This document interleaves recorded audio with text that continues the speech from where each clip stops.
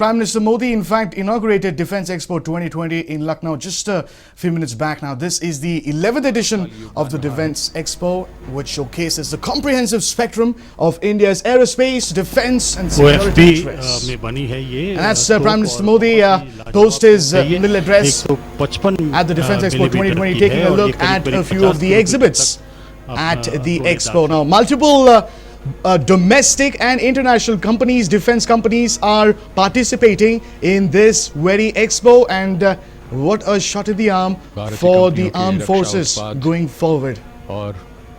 A special focus, a special mention towards Make in India initiative. At least 25 products, again, with state-of-the-art technology, artificial intelligence, and these are from the smallest will all be made right here, which are being used, not offshore. Make in India. And that's the big takeaway from Defence Expo 2020. Nonetheless, while we continue to work at home, we continue to also deal with those abroad and ensure that we have the latest. And you have Prime Minister Modi getting a first-hand experience of a few of the gadgets at display at the Defence Expo 2020. Looks like a virtual reality set, maybe a goggle, let's just say, that helps the armed forces manufactured in India, and this is a fully indigenous in their combat. So you have it.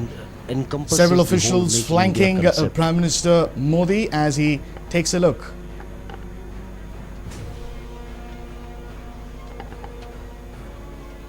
Started to be the biggest expo of its kind, quite literally a military fest.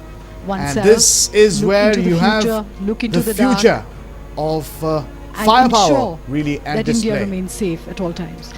One thing that really is common for most of the products at display surely would be artificial intelligence, high-end technology. And of course, Prime Minister Modi himself, someone who's constantly asserted the importance of artificial intelligence in modern warfare going forward.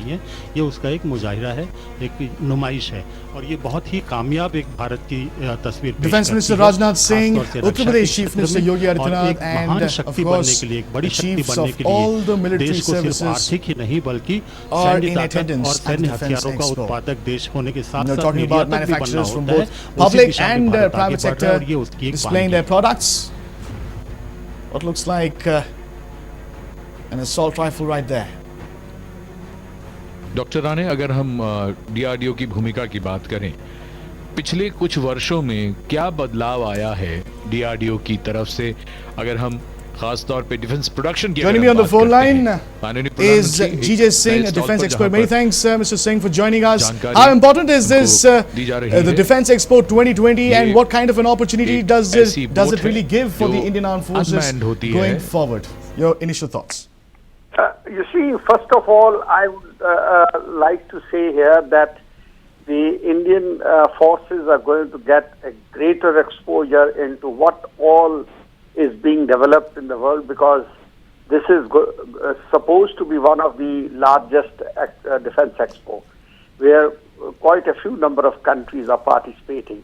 They will get to know the development, the research and development that is taking place in the field of sensors, the field of those delivery systems which are highly sophisticated in terms of computerization, weapons like beyond visual range, how they are fired, and the sophisticated weaponry of the fifth generation, the state-of-the-art communication systems, navigation systems, radar systems, detection systems. A very wide variety of equipment will be, having it on display. So therefore, first thing is that the Indian forces are going to get a wider exposure to the whole thing. And second thing which I feel is that the government of India is now trying to give a push to Make in India that program, because that somehow is not very well taken off, and probably now by inviting the other companies into our country, manufacture here itself, give them all the facilities that they need, you will find that this expo is going to give an impetus to this program of Make in India. Mm-hmm. Not only that, this is also going to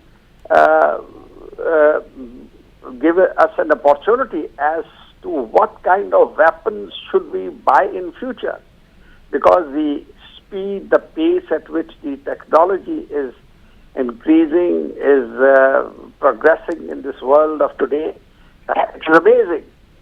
We find that every day new things, new weapons, new drone systems, new, whether they are aerial or space or underwater or surface or battlefield on land, equipments are there. They are becoming more and more sophisticated, especially when it comes to the guided precision weapons or ammunition, for that matter, what we call is PGMs, precision guided munitions. So this is going to take us forward in our development and our production. Mm-hmm. So when the Prime Minister has gone himself, this is also an indicator, a signal that Prime Minister himself, the government itself, is entrusted to make our forces even stronger than what they are today. It is an effort to make from good to better, because the government has very successfully, progressively, got the equipment replaced, which was of the second and third generation with us. As you see that we have getting new Rafale aircrafts, we have already got Chinooks, we already got Apaches, we have got Dhanush, we have got, submarines now, Arihant, K4, the testing. I mean, the work is going leaps and bounds in the field of defense, and no wonder in a few years' time, maybe by the end of this term of this government, you will find India being made into a superpower in this region, that part probably China. Indeed, Commodore, your thoughts on two major aspects. One is, of course, artificial intelligence, and number two, defense manufacturing, Make in India. How do you see the two going forward in sync? We spoke about manufacturing, of course, defense equipment here in the country, but what about artificial intelligence? How ahead are we, and in how long do you see us being the pioneers in artificial intelligence back home here itself under the Make in India initiative? You see, artificial intelligence in our country has not progressed as expected. There are a couple of reasons. The main reason seems to be finance, because you need, people to be fully supported in the field of research. The budget layout, which is outlay, which is for these, research departments is not very, very high. It is still very meager, I would say, as compared to the other countries. The countries like United States, Russia, the United Kingdom, UK, France, Germany. There, the amount on research, the amount on battles for developing new things spent is quite a lot, because the testing, the new purchase of new things, the ideas, all these things put together also need money. Right. And in my opinion, it seems to me that we are not adequately funding these fields, and the result is that we are not that sophisticated as we should be, because When our scientists, our boys go outside in countries like America and other European countries, they do very well. Because they get adequately taken care of, looked after. But we experience a brain drain basically because even the basic necessities, amenities, which should be given to such people are not given, provided here. So this is one aspect which worries me at times because, the mental, when it comes to this conceptual world where you need a lot of effort, lot of mental work rather than physical, and physical work is easier than mental. So countries like Israel, if you go, I have been there quite a number of times, the amount which is spent on research, that's the reason you find countries like Israel, although they are very small, they are highly advanced in artificial intelligence.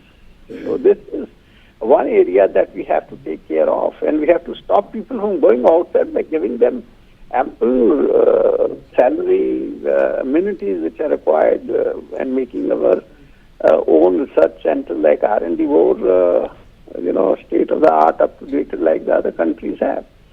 So I do not find to make the long story short, is that there's a lot of scope for improvement when it comes to artificial intelligence. Well, there you have it. Artificial intelligence, budgetary allocation, that's the need of the hour. Many thanks, Commodore G.J. Singh, for joining us with your insights. You're in fact looking at live visuals of the Defence Expo 2020 straight from Lucknow in Uttar Pradesh, where you have Prime Minister Modi taking a look at all of the exhibits that are on display today. You have several companies really taking part, and indeed a massive boost for the Indian Armed Forces going forward. You can also see Uttar Pradesh Chief Minister Yogi Adityanath right there. And Make in India again becomes the centerpiece here going forward, and India, the emerging defense manufacturing hub. That is the key takeaway, and that is a theme in itself for the Defence Expo, and also the digital transformation of defense. We're talking about delegates from as many as 70 countries taking part, and 172 foreign military manufacturers. It's a 5-day mega exhibition, the largest of its kind, and today is its inauguration, day 1.